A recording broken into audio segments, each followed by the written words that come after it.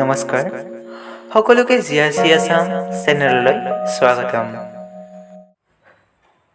আজি 2 অক্টোবৰ, আজি গান্ধী জয়ন্তী। আজিৰ দিনটোতে জন্ম হৈছিল মহান ব্যক্তি মহাত্মা গান্ধীৰ। মহাত্মা গান্ধী এজন সাধাৰণ ব্যক্তি নাছিল। মহাত্মা গান্ধী কেৱল এজন যোদ্ধাৰুৱে নাছিল। মহাত্মা গান্ধী আছিল আমাৰ দেশৰ পিতা, যাক জাতিৰ পিতা বুলি কোৱা হয়। মহাত্মা গান্ধীৰ কাম অসম্ভৱ আৰু অকল্পনীয়। আজি আমি এই পবিত্ৰ জন্মভূমিত থাকিব পাইছ সেইজন ব্যক্তিৰ দ্বাৰা, যিজন ব্যক্তি মহাত্মা গান্ধী অহৰহ আন্দোলন যুদ্ধৰ মাজেৰে আমাৰ দেশ জয় কৰিছিল। তেওঁৰ নামতেই আছে তেওঁৰ অৰ্থ লুকাই, তেওঁৰ নাম মহাত্মা, যিজন নেকি মহান ব্যক্তি। তেওঁ আছিল সত্যৰ পথত চলা এজন ব্যক্তি, যিয়ে অসত্য বেয়া পাইছিল। তেওঁ সত্যতা ভাল পাইছিল। মহাত্মা গান্ধীয়ে কৈছিল, মানুহৰ সেৱাৰ মাজেদিহে মই ঈশ্বৰক লগ পাব বিচাৰো, কাৰণ ঈশ্বৰ স্বৰ্গতো নাই, পাতালতো নাই, আছে মানুহৰ অন্তৰত। মহাত্মা গান্ধীয়ে মানুহক ভাল পাইছিল। মহাত্মা গান্ধীয়ে সেইসকল মানুহক ভাল পাইছিল যিসকল মানুহে সত্যতাবাদী আছিল, যিসকল মানুহে সত্য কথা কৈছিল, যিসকল মানুহে সত্য পথত চলিছিল, আৰু যিসকল মানুহে কাকো অন্যায় নকৰিছিল, কাকো বেয়া কথা নকৈছিল। মহাত্মা গান্ধী সেইসকল মানুহকে বেছি ভাল পাইছিল আৰু বিশ্বাস কৰিছিল।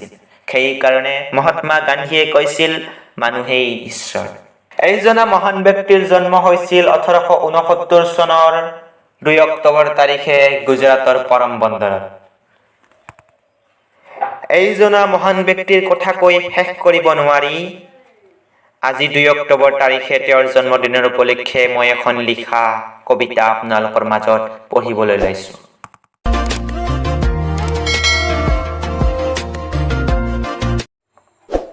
আহক আমি এতিয়া সকলোৱে এই কবিতাটো শুনি আগৰ কথাবোৰ কল্পনা কৰোঁ।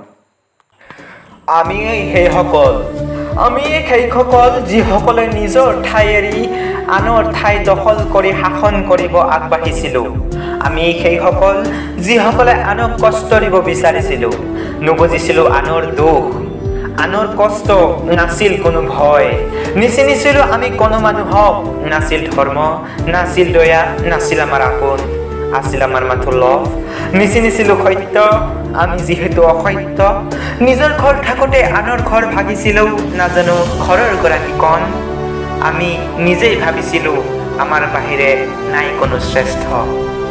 যুদ্ধ ক্ষেত্ৰত হাৰ মানি আমি আহিলোঁ উভতি নিজ ঠাইলৈ। তেতিয়া বুজিলোঁ সত্যৰ সদায় জয়। অসত্য মনেৰে গঢ়িব গৈছিলোঁ ভেটি, আমাৰ সেই আশা গ'ল ছিগি ভাগি। শক্তি দেখুৱালে সত্যৰ গৰাকীয়ে, তেওঁৰ আত্মা মহান মহাত্মা গান্ধীয়ে, যাক সকলোৱে জাতিৰ পিতা বুলি জানে। সেই দেখি ক্ষমা বিচাৰিলোঁ, হে পিতা, আমি অসত্য আমাক নিজ ঠাইলৈ উভতাই দিয়া। হে পিতা, ভাৰত মাতাক শান্তিৰে থাকিব দিয়া। অসত্য পথত সত্যৰ লগত যুঁজিলোঁ, বহুত কষ্ট দিলোঁ, সত্যৰ সদায় জয়। যাওঁ আমি উভতি যাওঁ। পিতা, তুমি আমাক নিজ জন্মভূমিত স্বাধীনেৰে থাকিব সাহস দিলা। তুমি আমাক সকলোৰে আদৰ্শ পিতা। তুমি এই বিশাল পৃথিৱীত দিলা শান্তিৰ সাগৰ বিচাৰি। পিতা, তুমি আমাক দিলা ভাৰত মাতাৰ লগত চিনাকি কৰি, যেন উভতি নাহে আৰু সেই কাল ৰাত্ৰি। পিতাই নোৱাৰে আৰু পৰিছে তেওঁ ভাগৰি। আপোনালোকে যদি এই ভিডিঅ'টো চাই ভাল পালে তেন্তে লাইক কৰক, শ্বেয়াৰ কৰক, আৰু যদি আপোনালোকে এনেকুৱা ধৰণৰ ভিডিঅ'বোৰ চাই ভাল পায় তেন্তে এই চেনেলটো ছাবস্ক্ৰাইব কৰক। ভিডিঅ'ত যদি মোৰ কিবা ভুল হৈছে মোক তলত কমেণ্ট কৰি জনাওক। আহিব লগা নতুন ভিডিঅ'ত আকৌ লগ পাম, তেতিয়ালৈকে বাই বাই। জয় হিন্দ, জয় অসম।